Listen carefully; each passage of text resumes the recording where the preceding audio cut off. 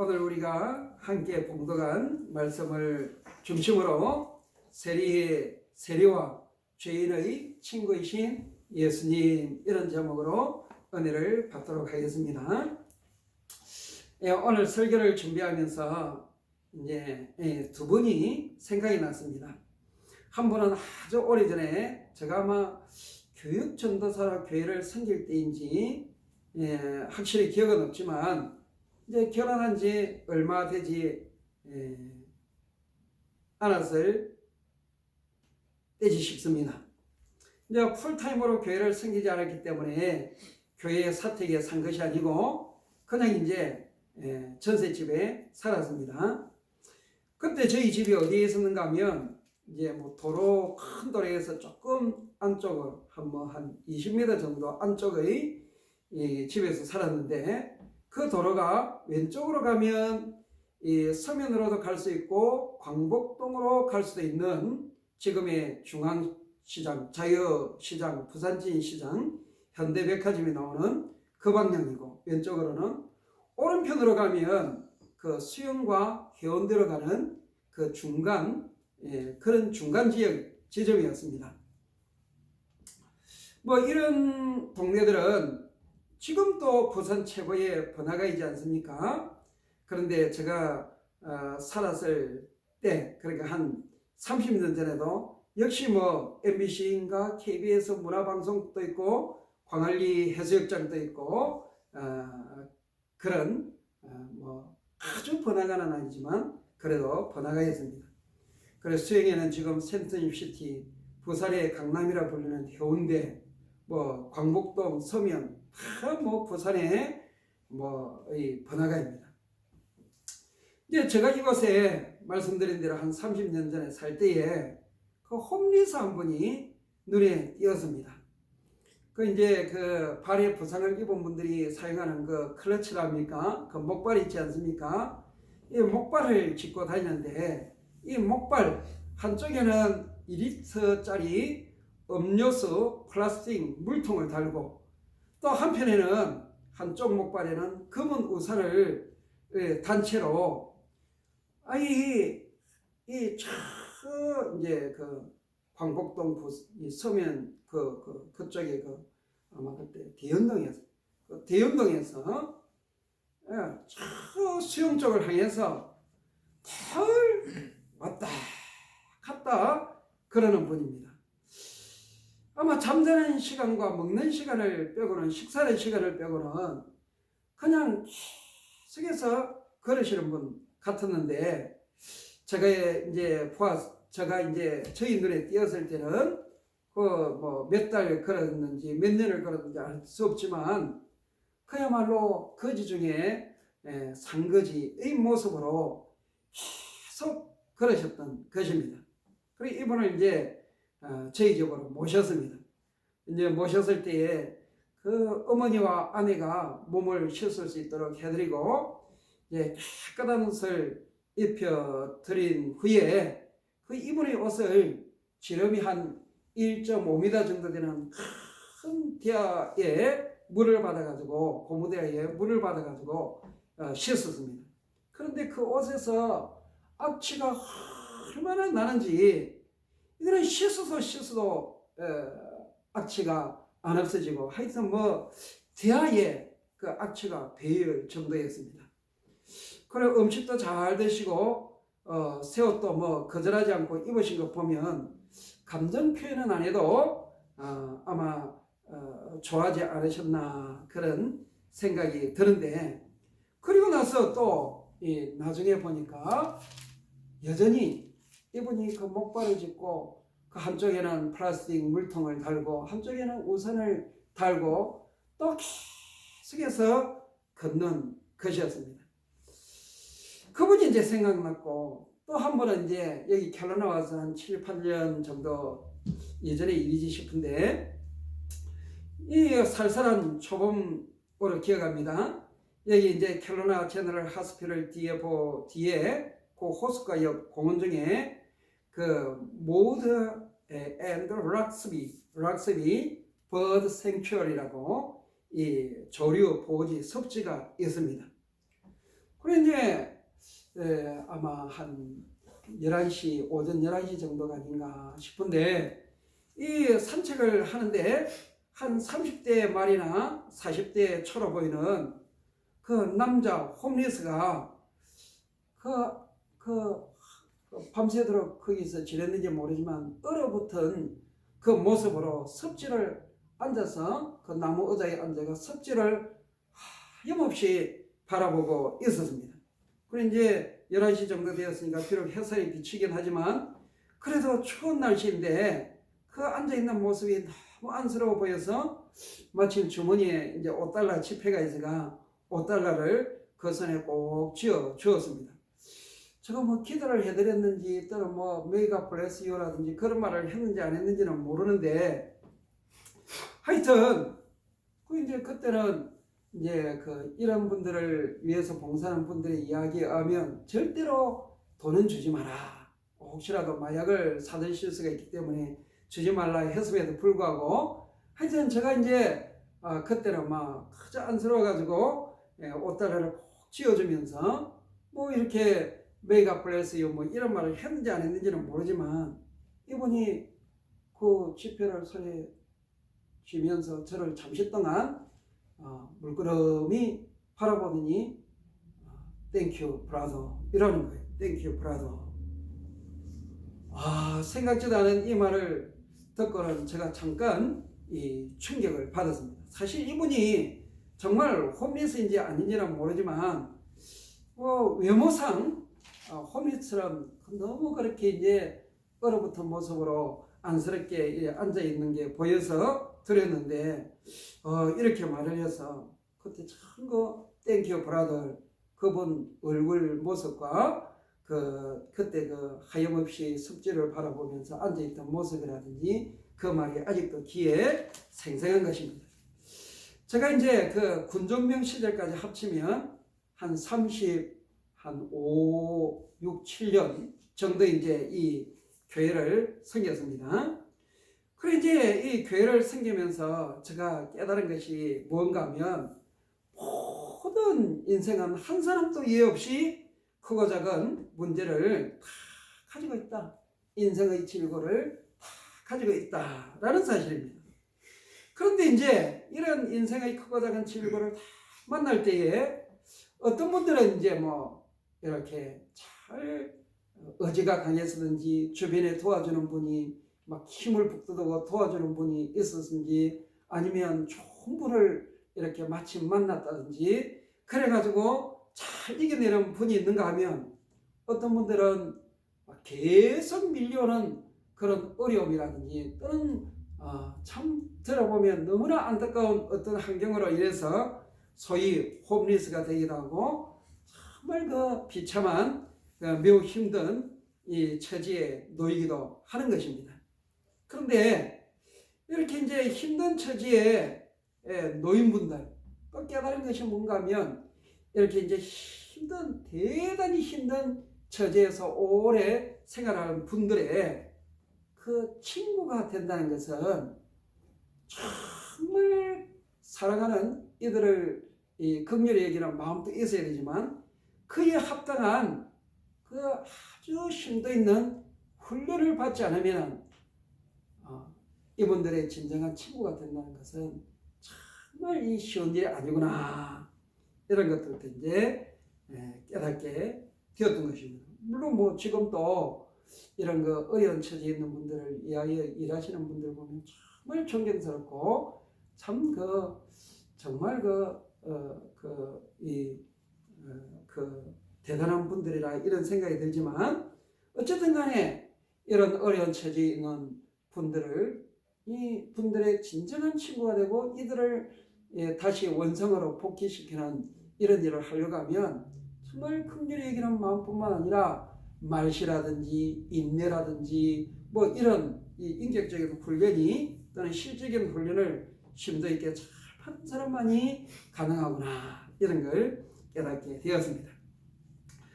오늘 본문은 우리 예수님께서 세간에서 일하고 있는 이 마태를 부르신 내용입니다.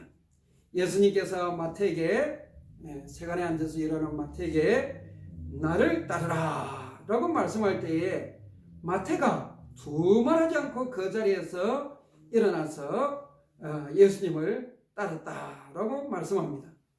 부름을 받은 마태는 자기 친구들을 자기 집에 다 초대하여서 예수님을 모시고 하여튼 성대한 잔치를 열었습니다. 예수님은 이들과 함께 먹고 마시고 즐거운 시간을 보내는 중이었습니다. 그런데 이런 예수님의 모습에 마음이 영 불편한 사람들이 있습니다. 그 사람들이 누군가 하면 오늘 성경에 우리가 읽은 대로 바리새인과 또 바리새인의 서기관들이었다, 이런 말씀합니다. 이 예수님이 하도 유명하신 분이기 때문에 그 예수님의 행동 하나하나를 이렇게 배우고 교훈을 받기 위한 것이 아니라 어떻게 하면 이 책 잡을 것이 없나, 이런 시각을 가지고 예리하게 살피는 무리들 중에 일부인 것입니다. 이들이 예수님과 함께 먹고 마시는 제자들에게 너희가 어찌하여 세리와 죄인들과 함께 먹고 마시느냐, 동일한 내용의 다른 복음서에 보면 제자들에게 너희 스승은 어찌하여, 너희가 어찌하여 가지고 너희 스승은 어찌하여 저 세리와 죄인들과 함께 먹고 마시느냐 라면서 비방하였습니다. 그때 예수님께서 그 유명한 말씀을 오늘 성경 말씀을 하시는 것입니다. 건강한 사람에게는 의사가 쓸데없고 병든 사람에게라야 의사가 쓸데있다. 병든 사람에게라야 의사가 필요하다. 내가 온 것은 의인을 위하여 의인을 부르러 온 것이 아니라 죄인을 불러 회개시키러 왔다. 이 유명한 말씀을 하셨던 것입니다. 예수님의 이 한 말씀이 이 인류 역사상 수많은 셀 수 없는 사람들, 그 소망이 없고 좌절하고 낙심하고 절망하고 불행하고 비참한 가운데 있는 수많은 사람들에게 용기를 주고 소망을 주고 생명으로 인도한 이 유명한 말씀을 하셨던 것입니다. 이런 말씀뿐만 아니라 성경에 있는 그야말로 그 주님이 하신 말씀들은 어떤 종교와도 비교가 되지 않는 그 기독교, 물론 다른 종교도 간혹 가다가 참 귀한 말씀이 있지만 이 주님께서 하신 말씀, 이 말씀들은 그야말로 비교할 데가 없는 이런 말씀들 때문에 이제까지 세상을 선도해 왔고 앞으로도 이 하나님의 이 말씀, 성경은 또 이 복음은 이 교회는 주님 다시 오실 때까지 계속해서 이렇게 세상을 선도할 것이라. 물론 기독교에 대해서 비방하는 사람들도 있지만 저는 그래 확신하는 것입니다. 오늘 이런 내용의 말씀을 통하여서 우리가 몇 가지를 생각하면서 은혜를 받도록 하겠습니다. 무엇보다 첫째, 마태에 대해서 우리가 한번 생각을 해보겠습니다. 이 마태를 생각할 때 저희 경우에는 누군지는 기억이 없지만 어떤 목사님의 설교가 항상 먼저 생각납니다. 여러분, 이 마태는 신약성경의 첫 번째 책인 마태를 복음을 기록하였습니다. 이 대부분의 학자들은 이 신약성경의 첫 번째 책인 이 마태복음이 바로 오늘 본문에서 예수님께 부름을 받은 이 사도 마태가 기록하였다라고 동의를 합니다. 유야를 불문하고 마태가 기록한 이 마태복음이 신약성경의 첫 번째 책이라는 사실만으로도 신약성경에서 차지하는 비중이, 성경 전체에서 차지하는 비중이 얼마나 큰 책인가를 우리가 짐작할 수 있습니다. 사실 예수님을 믿지 않는 사람들도 산상수훈의 팔복을 모르는 사람이 없을 정도로 그 아름답고 유려하고 그리고 신학적으로도 그 오묘하고 그 말씀이 바로 이 마태 복음이지 않습니까? 간혹 어떤 분들은 그 이 마태복음의 그 아름다운 문체와 그 신묘막측한 이 신학의 깊이와 넓이와 길이로 인해서 이 마태복음을 세리를 하였던 이 마태가 기록하였다고는 믿을 수가 없다. 그런 사람도 간혹 있다고 합니다. 그런데 이 마태가 예수님께서 3년 동안 훈련을 받지 않았습니까? 그리고 성령의 충만함을 입으니까 뭐 얼마든지 이 마태복음을 기록할 수 있다. 뭐 대부분은 이렇게 믿고 저도 그렇게 믿습니다. 이 마태가 마지막에는 그 에디오피아라든지 페르시아라든지 마케도니아에서 복음을 전하다가 순교하였다고 이렇게 이제 기독교 전통에 하면 알려져 있습니다. 그러나 성경에는 그 이야기는 없습니다. 마태가 어떻게 하여서 이렇게 위대한 사도가 될 수 있었는가? 그건 나중에 말씀드리겠습니다만은 가장 멸시받고 가장 찬대받고 그야말로 그 뭡니까? 그 아우케스트라 그러죠. 그 정말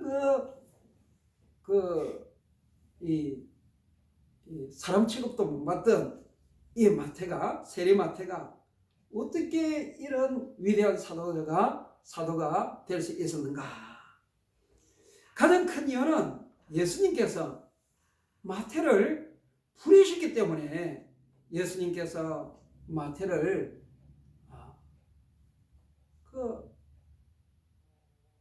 보시고 부르셨다 그런 말씀하셨는데 이 보셨다 이 말은 그냥 스쳐가면서 본 게 아니고 열심히 보셨다. 깊은 관심과 그 긍휼을 가지고 보셨다.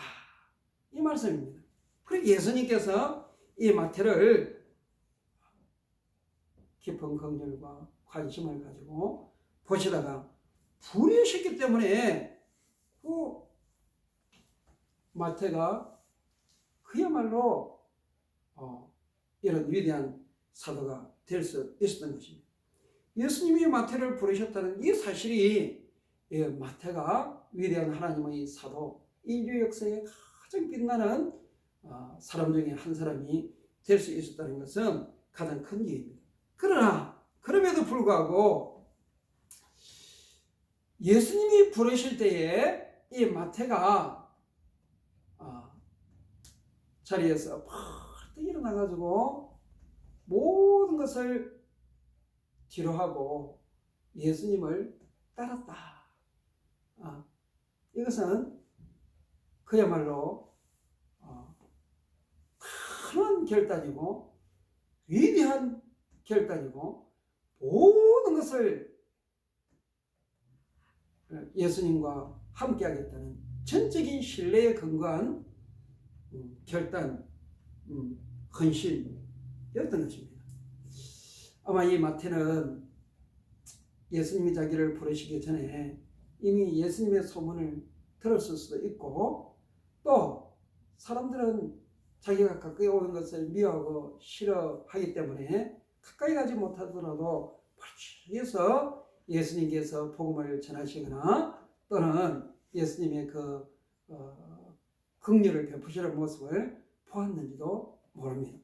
하여튼 간에 이전에 예수님에 대한 소문을 들었든지 보았든지 들었든지 그건 성경에 없지만 예수님이 나를 따르라 라고 부르실 때에 마치 기다렸다는 듯이 그 자리에서 벌떡 일어나서 예수님을 따랐다. 여러분 앞에 예수님이 어부인 베드로, 안드레, 야고보, 요한 부르실 때도 그들이 다 버려두고 따랐지만 이거하고는 차원이 또 다릅니다. 왜냐하면 호숫가에서 호수에서 물고기 잡는 것은 나중에 베드로도 다시 잡으러 갔지만 언제든지 다시 갈 수도 있는 겁니다. 그러나 이 세리직은 나중에 가려면 돌아갈 수도 없는 것입니다. 그러니까 그야말로 모든 것을 뒤로하고 예수님이 부르실 때에 이 전적으로 순종해서 적극적으로 순종해서 예수님을 따랐다는 것이 예수님의 일생의 마태의 일생의 가장 이 위대한 마태가 된 가장 큰 원인이라 이렇게 말씀드릴 수가 있습니다. 여러분 예수님을 따르기는 따르는데 그 성경을 이렇게 가만히 읽어보면 반만 따르는 사람이 얼마나 많습니까? 또 뭐 한 30%만 따르는 사람이 얼마나 많습니까? 또 아주 믿음이 좋은 것 같아도 한 80%만 따르는 사람이 얼마나 많습니까? 이스라엘 백성들이 그 애굽에서 나와서 하나님을 따를 때 조금만 어려움이 있으면 왜 우리가 애굽에서 이 고기도 먹고 잘 지낼 수 있는데 우리를 이 광야로 불러가지고 이렇게 고생을 시키느냐고 그 불평하는 이스라엘 무리들이 있지 않습니까? 또 신약 성경에도 보면 주님을 따르고 싶습니다. 그런데 내 아버지를 먼저 장사하고 난 뒤에 따르겠습니다. 뭐 이런 식으로 예수님을 따른다고 하지만 이런 이유 저런 이유 되면서 이렇게 온전하게 따르지 못하는 저희들의 모습을 우리는 고백하지 않을 수 없지 않습니까? 그런데 분명한 것은 그때나 지금이나 이 예수님을 따른다는 것은 온전히 순종하고 전적으로 믿고 따를 때에 그것이 예수님을 따르는 것이다. 마치 우리가 부부 생활을 하는데 한 30%만, 한 50%만, 한 80%만, 한 99%만 이러면 그것은 진정한 부부가 아니지 않습니까? 하나님을 따르는 것도 마찬가지입니다. 쟁기를 잡고 뒤를 돌아보는 자는 내게 합당치 아니하다. 합당치 아니하다. 전적으로 주님을 따를 때에 전적으로 주님을 신뢰할 때에 하나님이 하나님 되심을 그 사람에게 나타내는 것입니다. 하나님의 그 놀라운 그 은혜를 경험하려면 전적으로 하나님을 믿고 의지하고 따라야 되는 것입니다. 계속해서 부름받은 마태를 보면서 또 본문에서 우리가 생각해 볼 것이 무엇인가 하면 자기 친구들을 다 초청하여서 잔치를 열고는 예수님을 모신 것입니다. 여러분 이 이민 사회에서 삶이 얼마나 빠듯한지 모릅니다. 그래서 다른 분을 초청하여서 식사를 대접한다는 것이 정말 쉽지 않습니다. 그럼에도 불구하고 이런저런 기회를 이용하여서 초대하고 예배를 드리고 식사를 대접하는 일은 자신이 이 일이 얼마나 중요하다는 것을 알지 못할지라도 하나님께서 얼마나 기뻐하시고 상을 주시는 일인지 모릅니다. 이 소자에게 내 이름으로 냉수한 그릇이라도 대접하면 결단코 그 상을 잃어버리지 아니하리라. 우리 주님께서 말씀하셨습니다. 교회적으로도 마찬가지입니다. 이민까지 와서 교회에서 식사를 준비하는 것이 부담스러워서 캐나다인 교회를 나가시는 분들도 있다는 이야기를 들었습니다. 그런데 구약 성경을 보면 그 제사 드리고 난 뒤에 어떻게 했습니까? 분깃이 없는 그 레인들, 뭐 제사 집례하는 분들도 마찬가지지만 레인들과 그 마을의 레인들과 또 과나 가부들, 가난한 사람들, 또 나그네들 이런 분들을 다 불러가지고 함께 먹고 마시고 기쁨을 나누었던 것입니다. 여러분 뿐만 아니고 초대교회 역사도 또한 그랬습니다. 먹고 마시는 것입니다. 그런데 이런 전통은 구약에 근거하기도 하지만 사실은 우리 예수님께서 제자들뿐만 아니라 가난한 사람들, 불쌍한 사람들, 또 멸시, 천대받는 사람들과 함께 그저 막 이 먹고 마시기를 얼마나 좋아했던지 너희 스승은 또는 너희들은 어찌 그리 먹고 마시기를 좋아하느냐. 이것은 보통 먹고 마신다는 그 용어가 아니고 이 술 주정뱅이처럼 먹고 마시기를 좋아하느냐. 이런 의미인 것입니다. 하여튼 이렇게 기뻐했던 것입니다.